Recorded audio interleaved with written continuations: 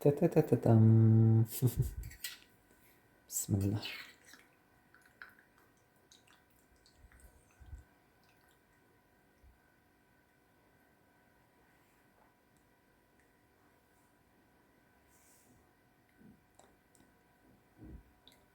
مم.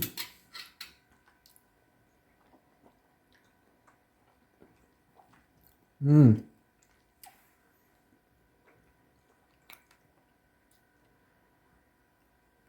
هون بالبداية حبايبي رح فضي اللبن.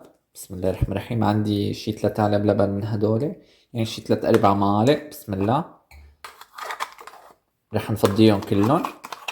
هون حبايبي بعد ما فضينا اللبن عندي توم مدقوق، تقريبا شي 5 سنين توم حبايبي، دقيتهم ناعم هيك مثل ما لكم شايفين. بنفضيه كله، ايوه هيك. هلا حبايبي بنحط الملح، طبعا التوم انا حيطت له ملح، رح حط نظريا. بسم الله. وبعد هيك بندوق. هاي بالنسبة للملح. هلا بدنا نحط رشة ملح ليمون حبايبي، لأنه اللبن هون مانو كتير حامض، هيك رشة نظريا هيك يعني، ما بنكتر. بسم الله. وبنخلط. يعني هذا هو الصوص. الأكلة كتير بسيطة والصوص بسيط، يعني ما بيحتاج شي، عبارة عن لبن وثوم. هلا عندي هون حبايبي أنا سلقة تقريبا ربع كيلو معكرونة، يعني الكيس اللي بيجي 500 جرام.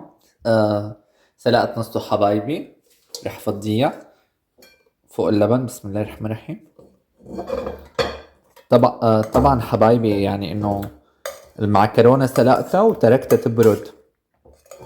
بسم الله الرحمن الرحيم. رح فضيها وارجع لكم. حبايبي انا ما حطيت كل المعكرونة، هي 250 جرام، ما حطيتها كلها، حسيت انه كتيرة وما رح اقدر خلصها، وهيك متناسقة مع اللبن يعني، عرفتوا.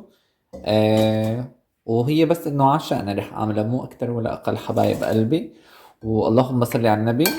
مثل ما شفتوا اللبن منيح، خلينا نخلطها. بس في شغلة حبايبي، انه انا هاي المعكرونة على البارد، معكرونة باللبن على البارد وعلى طريقتي انا، عرفتوا. في معكرونة باللبن بغلوا اللبن، يعني اكلة شتوية، هي تعتبر اكلة صيفية، نوع من انواع المعكرونات الباردة او المقبلات او هاي القصص. في ناس بعملوها هديك التانية، بغلوا اللبن وبسقطوا المعكرونة جواتها، وانا استخدمت هذا النوع من المعكرونة. خليني افرجيكم بس دقيقة حبايبي. هذا يعني دائما اذا بدكم تعملوا معكرونه باللبن خلي يكون هيك اشكالهم، مثلا بواري جواتها فاضي، او الصدف، او هذا النوع، عرفتوا بيطلع اطيب يعني من الاشكال الثانيه. المعكرونه هذيك بلبن البغل، واللبن فيها بسموه شبرك كذابي. اخر شي بيقلوا توم وكزبره وبحطوا في قلبها يعني، وعلى الوجه وهيك، عرفتوا. لا هي على البارد، ما رح احط لها لا توم ولا كزبره. وهلا بتشوفوا كيف يعني، انا ماني مجربة هديك، عرفتوا.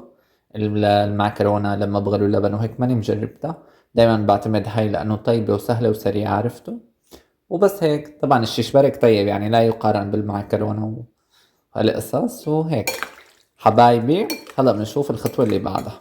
هون حبايبي بعد ما صارت عنا المعكرونة جاهزة وسقطناها باللبن، رح نعمل تقلاية على الوجه. حطيت شوية زيت نباتي وشوية زبدة على الطاوة حبايبي، مشان نعمل الكوية على الوجه هيك مثل ما انكم شايفين. هلا رح نحط بسم الله الرحمن الرحيم رشة فلفل حمراء ناعمة هيك، وكمان معلقة دبس فليفلة. بسم الله الرحمن الرحيم هيك مثل ما انكم شايفين حبايبي، معلقة دبس فليفلة.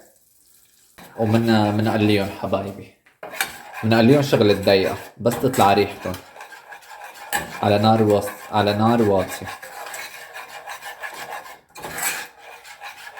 بقليهم حبايبي شغلة دقيقة، وبشوفكم بمرحلة التقديم بتكون أكلتنا صارت جاهزة. وهيك حبايبي المعكرونة باللبن صارت عنا جاهزة مثل ما لكم شايفين.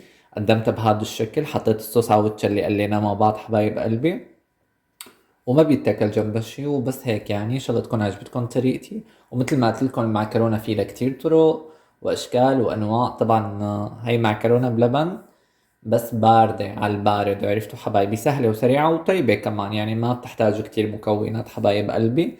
اللهم صل على النبي. إذا عجبتكم طريقتي بتحضير المعكرونة، إيه في شغلة كمان، الأتراك على فكرة كمان بعملوها هيك باللبن، يعني إنه بعملوها هيك باردة الأتراك وبحطوا على وشها هيك نفس القصص. وفي عندهم أكلة مختلفة كمان اسمها مانط، يعني هداك شي تاني بتكون العجينة محشية وهيك، بس هي العجينة فاضية. وأنا دائما لما بدي أعمل معكرونة بلبن بفضل أجيب هذا النوع، يعني هذا الشكل بالذات بحسب تلبق أكتر شي للمعكرونة بلبن. وأنتم حرين حبايب قلبي أي شكل بدكم فيكم تستخدموا، بس يعني هيك أطيب لأنه بدخل في قلبها لبن وهيك. أه وات ايفر شو ما كان، المهم حبايبي بتمنى تكون عجبتكم طريقتي، جربوها واكيد رح تعجبكم. وبس هيك، يعني هي بالصيف بتتاكل اكتر من الشتاء، بس انه انا اشتهيتها وهيك حبيت اعملها وبس هيك. اشتهيتكم معي، واذا عجبتكم طريقتي كالعاده لا تنسوا تعملوا 5 شغلات حبايبي: تشتركوا بالقناه، تفعلوا زر الجرس، تدقوا السقات تشتركوا بالقناه يعني، وتحطوا تعليق حلو مثل قلبكم حبايب قلبي، دخيل قلبكم ابوس روحكم. وخامس شي شيروا اللايف مع احبابكم، شيروا الفيديو مع احبابكم واصحابكم حبايب قلبي. ومني وعلي هلا رح اقلكن تضلوا بالف خير، بشوفكن بالف خير، وكالعادة رح اقلكن باي.